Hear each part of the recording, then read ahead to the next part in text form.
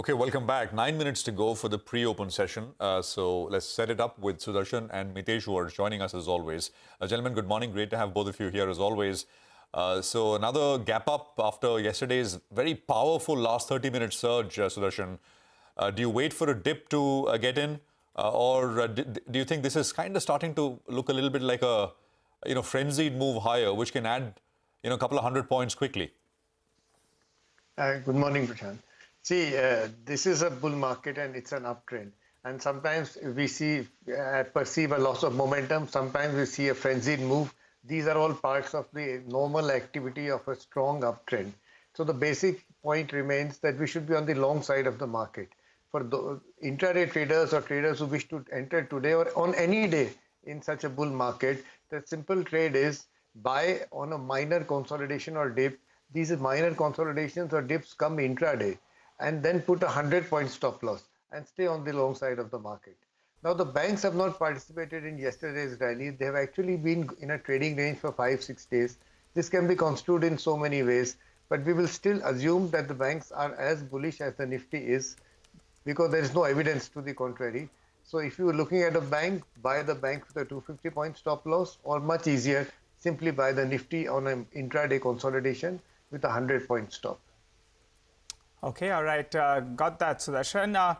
Mitessh, good morning. What about you? How would you approach Nifty? I mean, what a super close we had. And today, the SGX is indicating a follow-up. How do you trade it then? Morning. We've been having some kind of long exposure, and I think just been trading the stop losses. The latest level would be around 18,650. That becomes the trading stop loss. Let's see if the opening gap up doesn't get immediately sold into, then I think we'll continue to carry long position. But in case the 60-70 point gap up, if we start trading below yesterday's high, then I think I would be willing to take more profits and then wait out for some kind of a pullback to play out. So I think markets are very overbought. That's my only worry. But otherwise, we've stated targets of around 18,900 should be met today, and eventually targets of 19,950 to about 20,000 on the upside, which is with a medium-term perspective. So overall setup is long. But tactically, I think I'm slightly more inclined to take profits given that hourly charts are on the overbought side. Sudarshan, what would your specific trades be? Well, the trades are again on the mid caps because we cover the large caps when we buy the Nifty.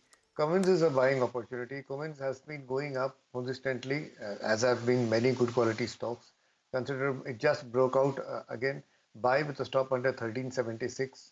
JSW Steel, again, another consolidation, then subsequent breakout, buy with a stop under 731.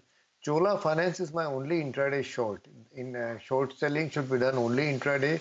Sell this with a stop above 722. And DLF, same pattern as the earlier mid caps, rally, consolidation, breakout, buy DLF with a stop under 390. Okay, all right. Sudarshan, thanks for those picks. Mitessh, what about you?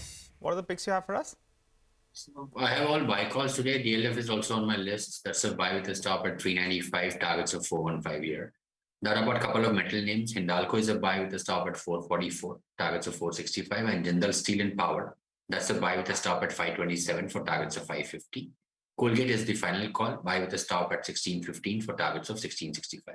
Indeed, yesterday the metal index in fact was higher, and today, given the kind of cues that you have, maybe softer interest rates going ahead. You have the dollar index as well, that's corrected close to 100%. It should bode well for the metal index. And a couple of picks that Mitessh gave us was Hindalco as well as JSP. Should watch for IT as well, right? IT, After that powerful 4.5% rally on NASDAQ, there's usually a follow-through that we see in the IT space. So metals and IT could be the two sectors to watch, and particularly in the last half an hour, as this is the weekly options expiry, we would be tracking those large banks like HDFC Bank, which tend to have that 3 p.m. move as well. But just 5 minutes left for pre-opening. It's expected to be a good start. We're poised to continue with the rally for the 8th consecutive day. Get into a break. We'll come back with the pre-opening rates. We'll also be joined by Probal Sen of ICICI Securities to discuss the Kirit Parikh panel recommendations. Stay tuned.